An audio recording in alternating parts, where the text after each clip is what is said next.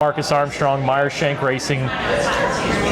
The connection with you, Felix, Chip Ganassi Racing as well, how big has that been in your first season in the 66 car? It's lovely, really. It's been pretty seamless. It's been a seamless transition. I've obviously kept my main group of engineers. Angela, my lead engineer, she came with me, obviously, and I'm very familiar with everyone else from Ganassi. So it's been a pretty easy transition. Obviously, we've improved a lot throughout the season. So it's one of those things where like you start to get a bit of momentum and start to work better with each other. It helps a lot. Momentum is a real thing in any sport, but motorsport in particular. I'd probably rate the first part of the year at a 2, and then we sort of got a bit better, and now hopefully we can end these last 2 races on a high. So so far so good. You talked about momentum. Top 10s at 8 of your last 9 races. I want to go back though to the Indianapolis 500 and that crash.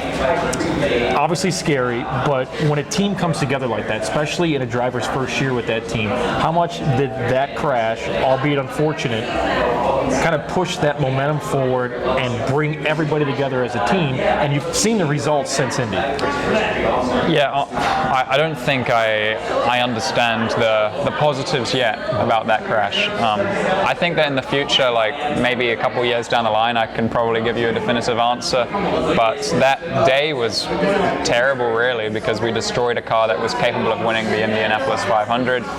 And we had a super strong car, and unfortunately that happened, and it sort of put me on the back foot for the rest of the week, and race week, obviously. So I would say point blank it was a negative, but I think for the next couple of years, when I return back to Indy and experience that again, go through that whole process of preparing for the race, preparing for quali, I'm going to remember that day, and because it's hard to forget it, and make sure that I don't make that same mistake again.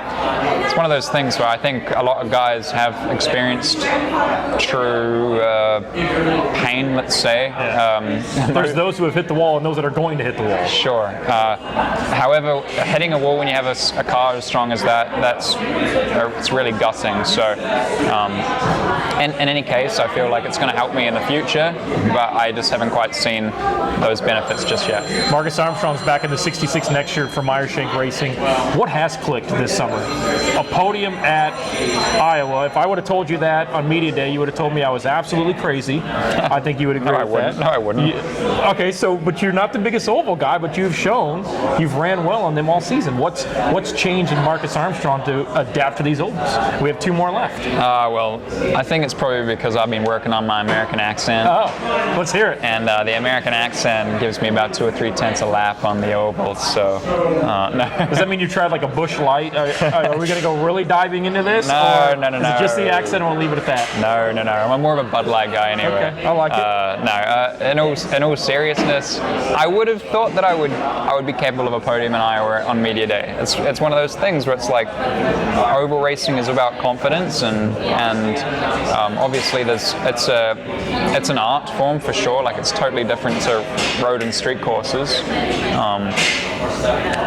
but it's one of those things where I couldn't properly tell you why I feel comfy on ovals. Obviously, it can't be understated that I have a great car underneath me, so that's amazing. I work with great engineers and I have great teammates to learn from. Like that's definitely sped up the learning process, but I feel like we haven't even scratched the surface of what I am capable of and me and my team are capable of on ovals. Any off-season plans? I mean, we've got 6 months, 2 races left here, but off-season you want to get as much in the car time as possible, which sometimes is hard to do, but what do we see Marcus Armstrong do in the off-season coming up?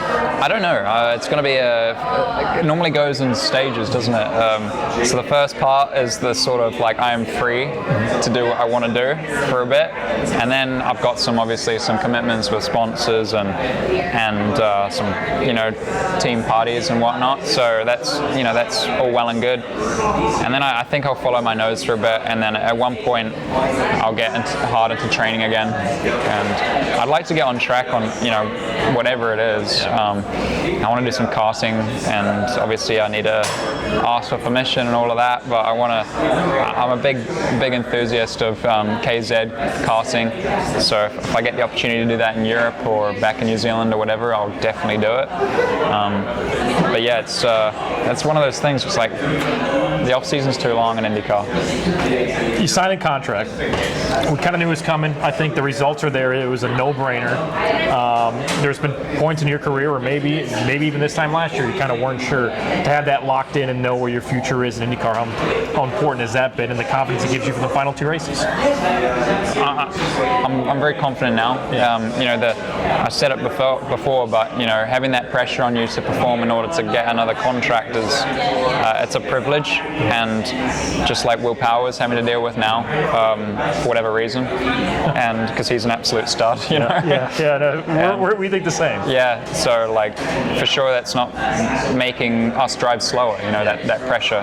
So it's one of those scenarios where I'm going to have to go and have that exact scenario probably in the future. So all you can do is just focus on your job at hand, and it actually eliminates distraction, quite frankly, when you're in the middle of all of that. Because us media people start talking about it, and then we start bringing it up, and we try to figure out where you guys are going. Sure, but for me as a driver, I hate to bump your ego down, but I don't watch anyone's show. That's fine. And say like, it's probably for the best. Oh shit! It looks like I'm going to that team then. If he says I'm going there, I must be going there. You can't always believe social media anyway. We've all learned that. Yeah. Well, I don't tend to look at it too much, and saying that I have my phone right here at all times. But like, it's nice when when you're actually in the zone and you're trying to earn that next contract. You're focused on driving fast, and I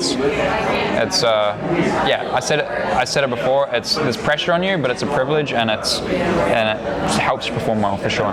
Marcus Armstrong will be back in the Meyer-Shank Honda next year. 2 races to go here at Milwaukee and Nashville.